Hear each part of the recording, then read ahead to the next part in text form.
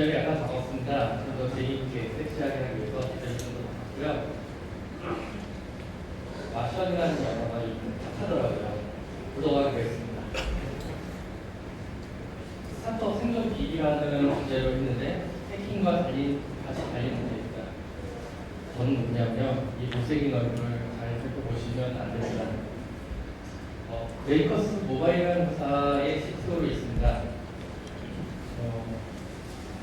여러분 고상 안아주세요. 그 다음에 장진 감독의 빙고 타임.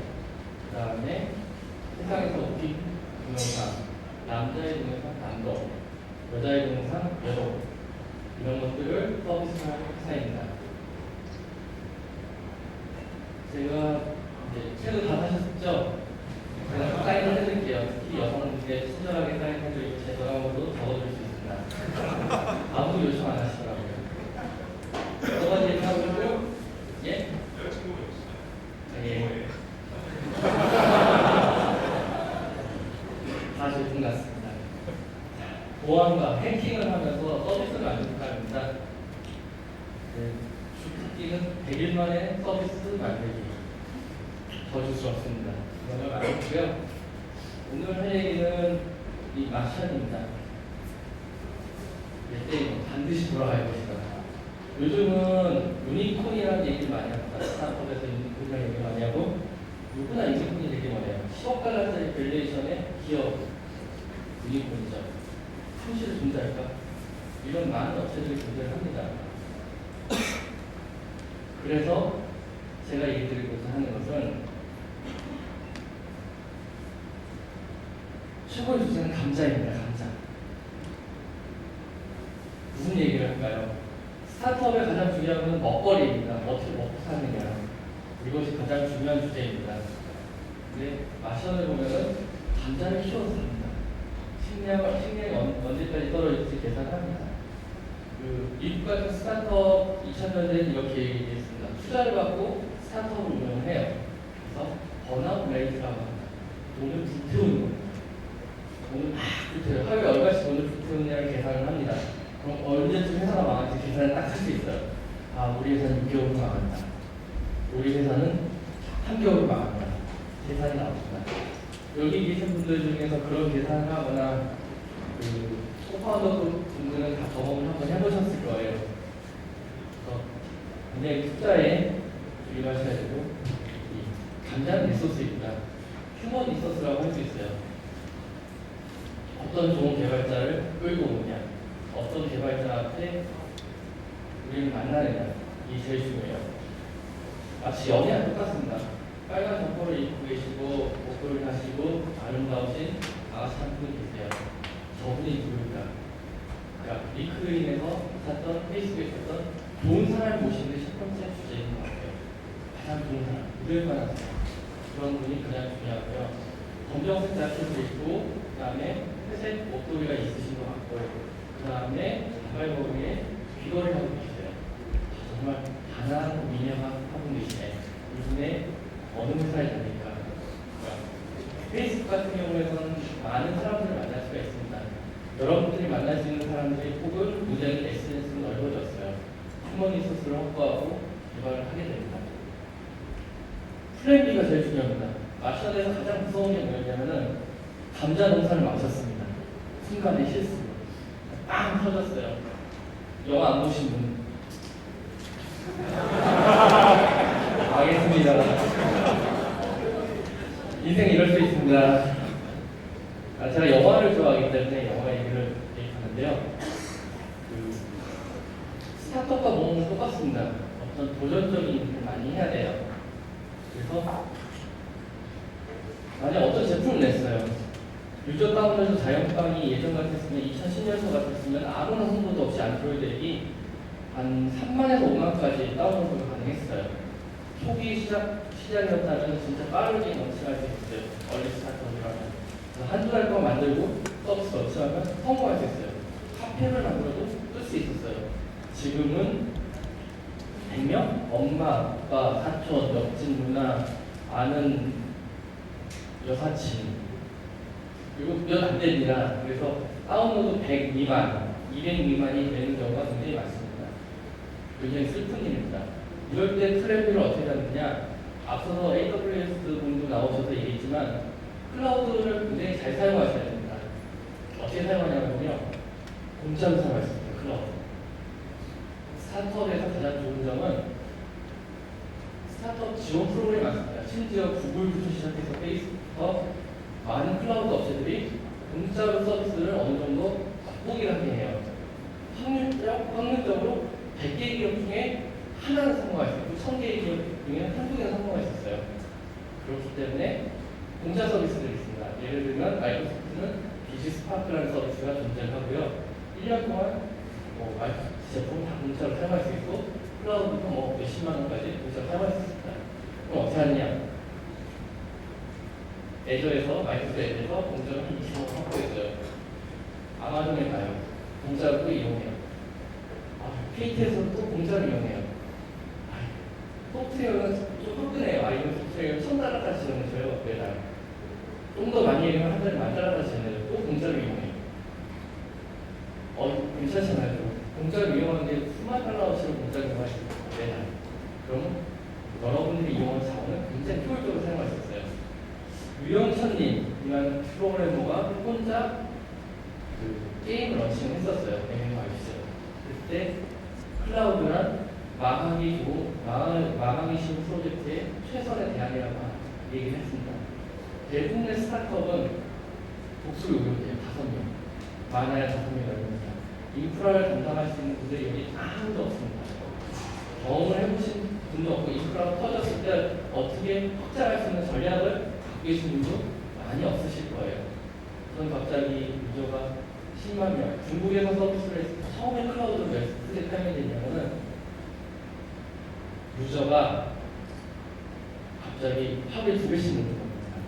40만, 80만, 160만 팍팍팍 유저가 붙는 겁니다. 갑자기.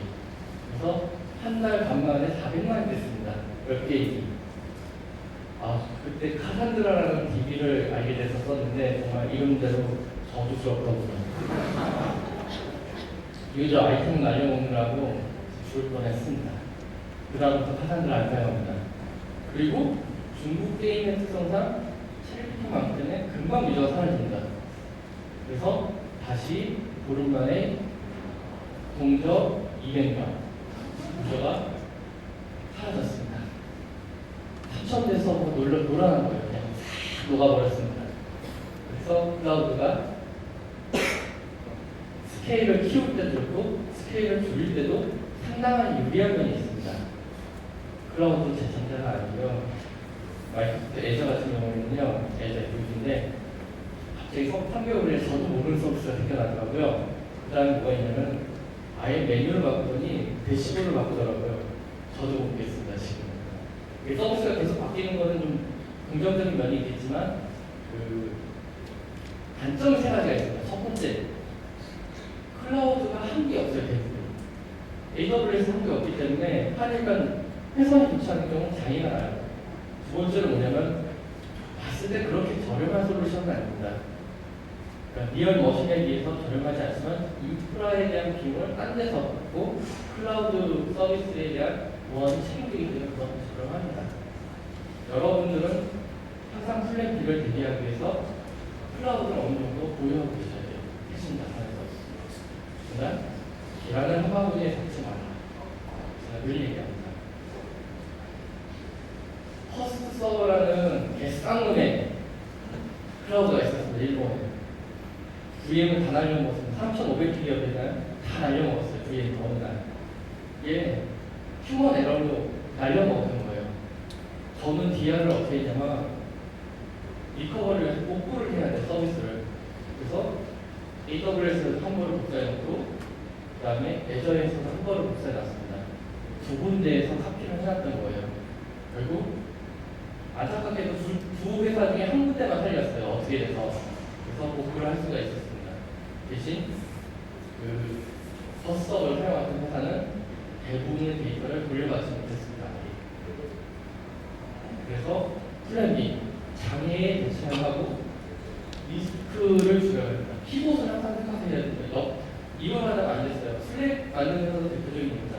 열심히 만드는데 원래 서비스가 안 됐어요. 옆에 보니까 슬랙이 잘 되기 시작했어요. 슬랙 회사가 되었습니다. 제가 아는 저희 삼청동에 살고 있는 분가가 삼청동에 서울서 둘째 부사라는 집이면 찻집이 있습니다. 그 집은 어떻게 맛집 블로거가 팥죽이 맛있어요 해갖고 지금은 찻집이 아니라 팥죽집으로 변했습니다. 그 30년 동안 번 돈보다 79년에 되거든요. 팥죽을 팔아서 번 돈이 한 10배 정도 많다고 하더라고요. 100배 가까이 된다고. 그 조그만 집이 대박을 쳤습니다. 항상 플랜B를 생각하셨으면 좋겠습니다. 그리고 클라우드는 안정성을 부정하지 않습니다. 여러분들의 시스템은 언제나 해킹이 나갈 수 있어요. 간단한 예를 들어드릴게요. 금융사 혹은 이통사에서 설치하는 앱 중에서 SSH 포트가 열려있는 서비스가 꽤 됩니다. 3306번을 열어놨어요. 3389번.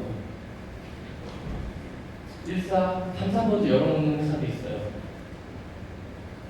모 금융그룹의 스타트업 핀테크 금융그룹에 있는 서비스에 상당수가 그렇게 열려있어요. 어떻게 될까요? 상상하는 것만큼 위험합니다. 스타트업의 가장 큰 특징 중에 하나가 엑시트예요. 엑시트. 빨리 도망 나와야 돼요. 열심히 도망 나와야 돼요. 만들다 어느 정도 성공을 하면 도망 나오는 게 가장 큰 전략이라고 생각합니다. 마션에서도 이분이 탈출하기 위해서 별짓을 다 해봅니다. 패스파인더 찾아봐요. 패스파인더를 찾아갔는데 패스파인더라는 건 조그만 무인 로봇입니다. 여기 무인 화상 판사. 이곳까지 찾아가서 어떻게 해서는 통신을 하긴 합니다. 여러분들이 서비스를 진행하거나 할 때 각종 지표들을 보게 됩니다.